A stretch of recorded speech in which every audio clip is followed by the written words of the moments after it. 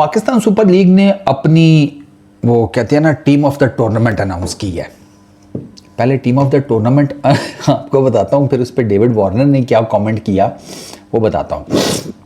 Team of the tournament में Babar Azam captain, फिर फ़खर जमान, कुसाल मेंडिस, शान मसूद, उस्मान खान, शादाब खान, हसन खान या हसन खान, शाहीन शाह अफरीदी, हुनैन शाह, सुफियान मुकीम, रिचर्ड ग्लीसन, और जो 12th मैन है वो हसन नवाज़ को रखा गया है इस जिसे कहते हैं टीम ऑफ द टूर्नामेंट में।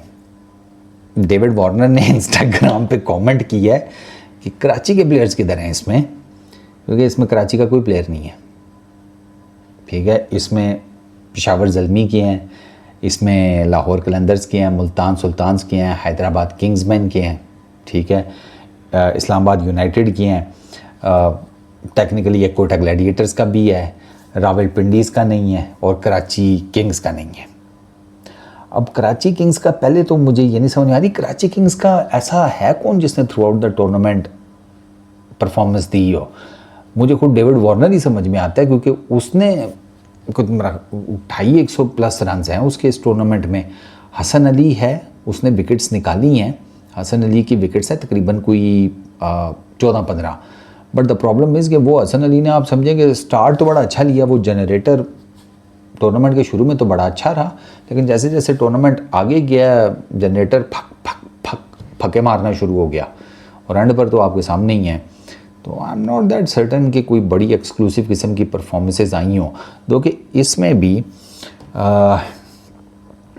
टेक्निकल ग्राउंड्स के ऊपर मुझे भी इसमें कुछ प्लेयर्स के ऊपर है एतराज़ कि इनकी समझ नहीं आती। देखो बाबर आजम का ठीक है, पेशावर ज़ल्मी को उसने जिताया, कैप्टन है, लीडिंग रन्स गेटर, PSL उसने उड़ा कर रख दिया with the bat. Babar Azam का समझ आता है, एवरेज भी अच्छी, स्ट्राइक रेट भी ठीक है, ओके डन।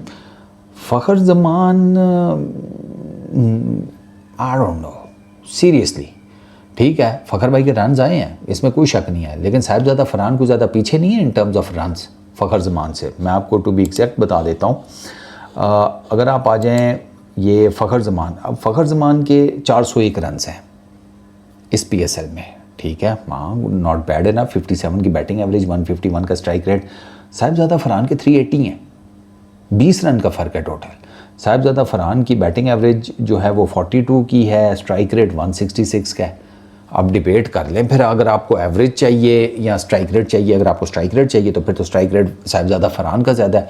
20 रन के फ़र्क से I don't know seriously, I am not that certain. Impactful innings चाहिए तो वो आप देख लेना फ़खर जमान की कितनी है, और उन्होंने कितने लाहौर को मैचेस वो कर दिए हैं, जितवा दिए हैं समथिंग। तो आई एम नॉट श्योर, ठीक है ना। फ़खर जमान का मुझे नहीं समझ में आता। मैं शायद साहिबजादा फरहान के साथ जाता अगर मुझसे पूछा जाए, दो कि मैं समीर मिनास भी is not a bad choice at all opener में, ठीक है। कुसाल मेंडिस बिल्कुल ठीक समझ में आता है।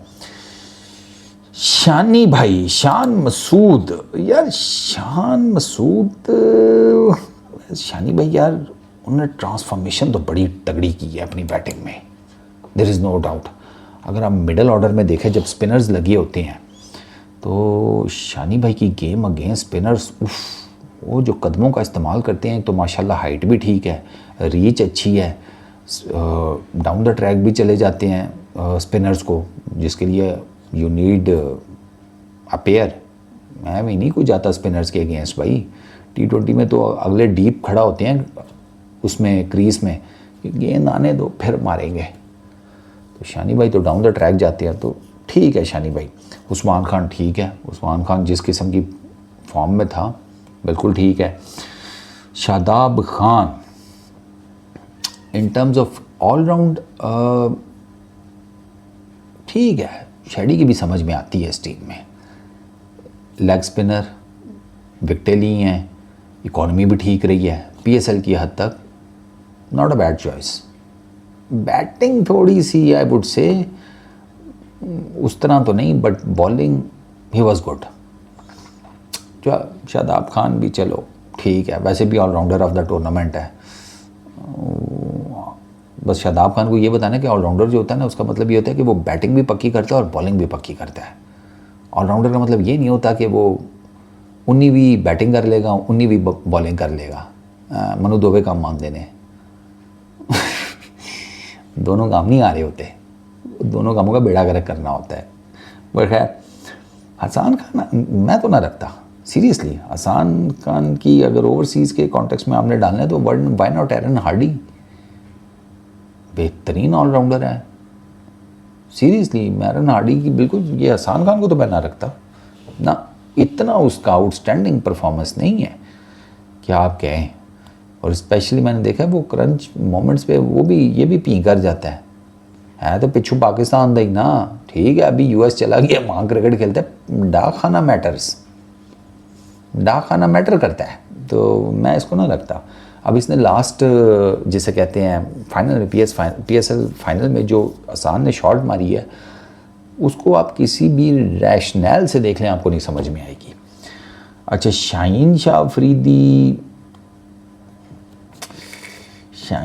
अफरीदी को भी शायद मैं ना रखता। शाहीन की जगह मैं नाहिद को रख लेता। बहुत ज़मीन आसमान का फ़र्क था यार दोनों की बॉलिंग में। वो तो नाहिद राना ने मैचेस कम खेले हैं, तो उसकी वो बहुत ज़्यादा, फिर भी उसकी मेरा ख्याल है 5-6 मैचेस में 9 विकेट्स हैं। तो शाहीन ने तो उससे ज़्यादा मैचेस खेले हैं।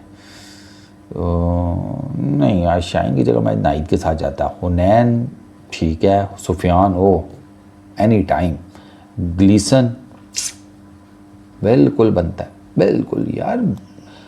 ये इस्लामाबाद, मैं ग्लीसन के बारे में पूरे टूर्नामेंट में कहता आया हूँ और मैं अभी भी यही कह रहा हूँ कि ये इस्लामाबाद की सबसे बेस्ट पिक थी, सबसे बेस्ट पिक। मतलब ग्लीसन ने बहुत आउटस्टैंडिंग बॉलिंग की है पूरे टूर्नामेंट में। ये इस्लामाबाद को ना प्लेऑफ्स में लेकर जाने का एक बहुत बड़ा क्रेडिट ग्लीसन को जाता है, जिसने नए बॉल और डेथ बॉलिंग दोनों बड़ी ज़बरदस्त की है। अननोन प्लेयर्स में दी बेस्ट पिक मेरे लिए रिचर्ड ग्लीसन है। He bowled brilliantly, no doubt.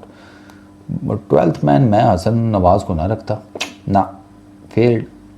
मैं इसकी जगह 12th मैन में ना इफ्ती चाचा को रख लेता, to be very honest. Ifti चाचा ने ठीक गेम डाली है यार इस पीएसएल में, with the ball with the bat. मतलब जितना उनको मौका मिला है वो ठीक रही है, नॉट दैट बैड। तो बाकी कराची किंग्स का यार तुम लोग बताओ, कराची किंग्स का यहाँ पे कौन फिट बैठता है ये टीम ऑफ द टूर्नामेंट में? मुझे तो नहीं समझ में आ रही, क्योंकि 2 मेन उनके परफॉर्मेंस मैंने आपको बता दिए हैं। मोइन भाई भी हैं, लेकिन मोइन भाई का भी उस तरीके से कोई बहुत मेजर परफॉर्मेंसेस तो नहीं आई। क्या ख्याल है, वरना कराची प्लेऑफ्स में ना आ जाता? व्हाट डू यू से? तुम लोग भी बताओ यार। मैंने तो अपना तुम्हें बता दिया मोटा मोटा जो मुझे समझ में आया था। Peace out.